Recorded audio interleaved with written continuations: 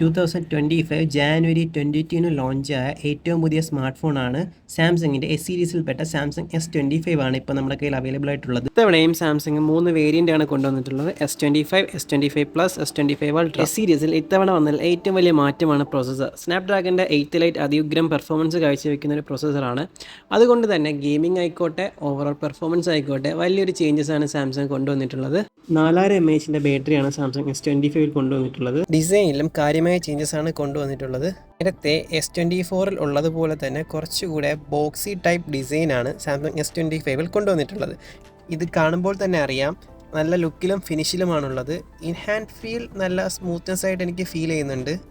Camera സെക്ഷനിലേക്ക് വരുമ്പോഴേക്കും camera 12 MB selfie ക്യാമറയും അതുപോലെ തന്നെ 12 MB ultra wide and 50 MB wide angle with 2x optical quality സൂമാണ് കൊണ്ടുവന്നിട്ടുള്ളത്. ഇതിൻ്റെ കൂടെ 10 MB telephoto with 3x optical zoom Samsung കൊണ്ടുവന്നിട്ടുണ്ട്.